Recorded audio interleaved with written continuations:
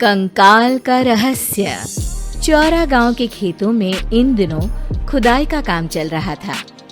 असल में इसी गांव से होकर एक अच्छी सड़क गुजरनी थी, इसलिए यहाँ खुदाई शुरू की गई थी।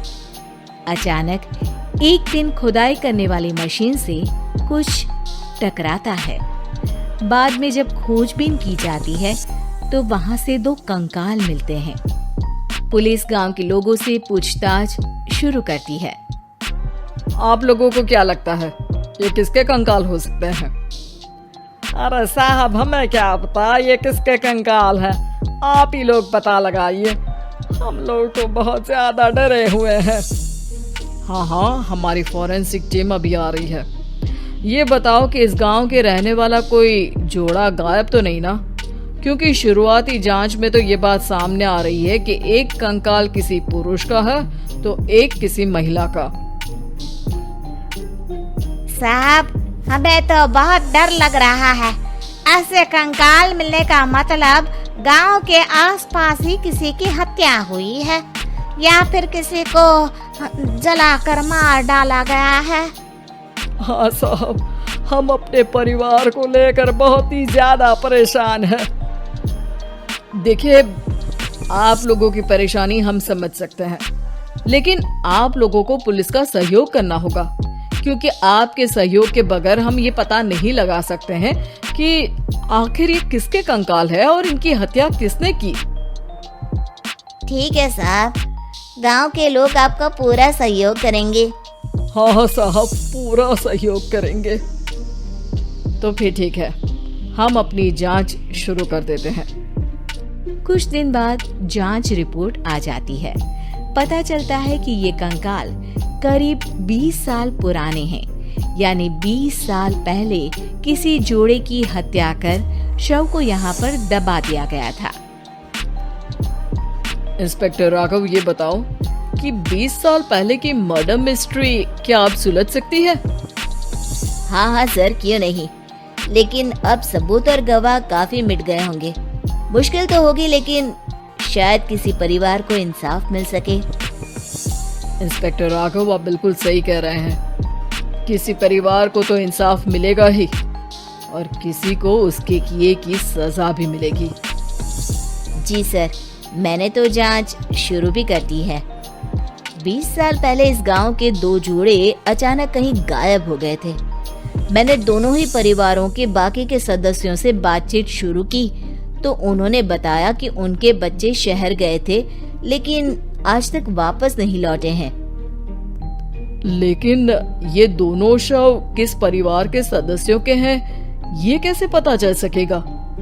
सर, मैंने डीएनए टेस्ट करवा लिया है। आज शाम तक इसकी रिपोर्ट भी आ जाएगी। अच्छा, ठीक है।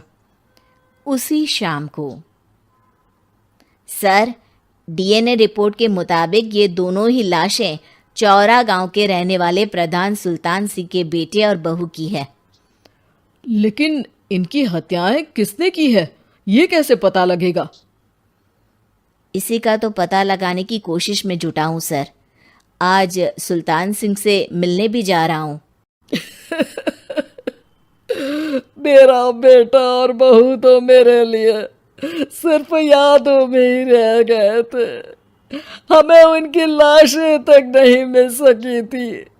आज 20 साल बाद उनके कंकाल मिले हैं। मैं अब किसके लिए जीऊं?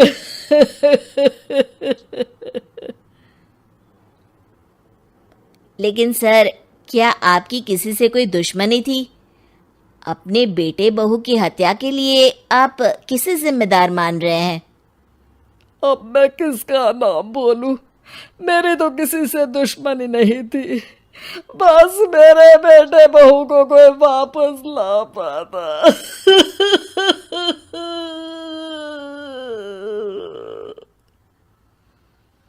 इसके बाद सुल्तान सिंह फूट फूट कर रोना शुरू कर देते हैं। सर, अब आप इनका अंतिम संस्कार करवा सकते हैं। कम से कम इनका शरीर ना सही, इनका कंकाल तो आपको मिला है। लेकिन हाँ, अगर आपको कुछ भी याद आए तो ज़रूर बताइएगा। मेरी तो बेटा अब उम्र हो गई है। लेकिन मेरे बेटे और बहू के हत्यारों का जरूर पता लगाइएगा, क्योंकि जब तक हत्यारे पकड़े नहीं जाएंगे मेरा मन नहीं मानेगा।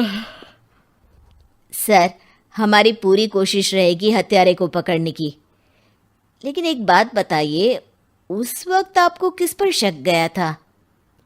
उस वक्त मेरे एक ड्राइवर को पकड़ा गया था, लेकिन सबूतों के अभाव में उसे छोड़ दिया गया था। अच्छा, और ड्राइवर पर कैसे शक हुआ था?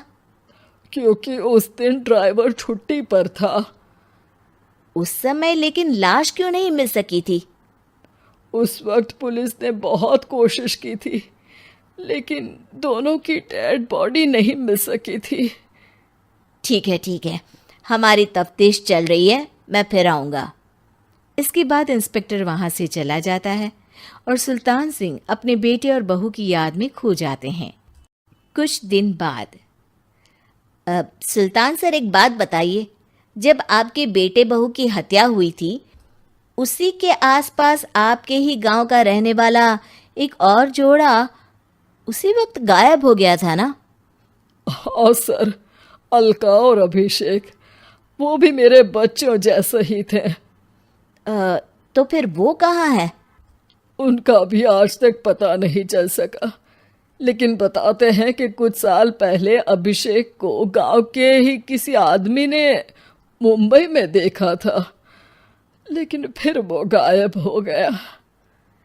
यानी अभिषेक और अलका की हत्या नहीं हुई थी, बल्कि उन्होंने किसी वजह से खुद ही गांव छोड़ दिया था। हाँ, हो सकता है, क्योंकि अभिषेक मेरे बेटे संतोष का अच्छा दोस्त था और उसका मेरे घर भी आना जाना लगा रहता था। हो सकता है कि उसने मेरे बेटे और बहू के बारे में सुन लिया हो और ये गांव छोड़ दिया हो सकता है। उनके परिवार का कोई अब नहीं रहता क्या इस गांव में? अब तो कोई नहीं रहता। एक चाचा थे, लेकिन उन्होंने भी अपना पुश्तैनी मकान बेच दिया है। वो भी अब कहीं शहर में ही बस गए हैं। ओह, अभिषेक और अलका के बारे में भी पता लगाना होगा। हो सकता है कि वही इस हत्या के बारे में कुछ बता सके। हो तो सकता है, लेकिन वो बेचारे तो खुद ही वक्त के मारे थे, वो क्या बताएंगे।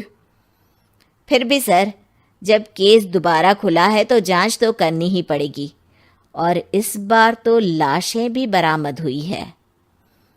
कुछ दिन तक लगातार तफ्तीश चलती रही। एक दिन थाने से सुल्तान सिंह को फोन आता है। हाँ, कौन बोल रहा है? सर, मैं कांस्टेबल तुलाराम बोल रहा हूँ थाने से। आपको थाने आना पड़ेगा। थाने? लेकिन क्यों?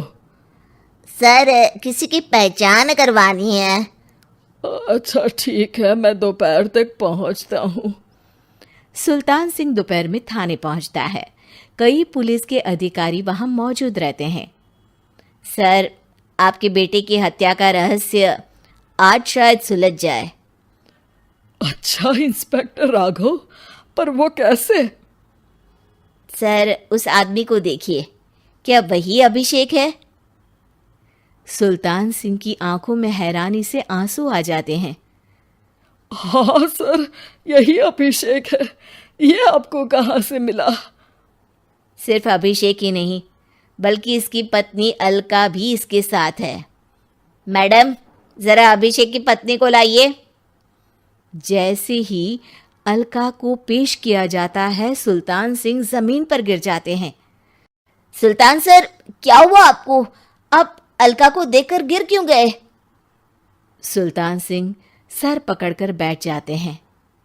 ये अलका नहीं, बल्कि ये तो मेरी बहू रितु है। पूरा थाना एक दूसरे का मुंह देखने लगता है। क्या? इसके बाद हर किसी को दो कंकाल और हत्या का रहस्य समझ में आ गया। अभिषेक और रितु ने मिलकर संतोष और अलका की हत्या की थी और लाश को जमीन के नीचे दबा दिया था। आज 20 साल बाद इस हत्या का रहस्य खुल सका था। कि अवैध प्रेम संबंध में 2 मासूमों की जान गई थी।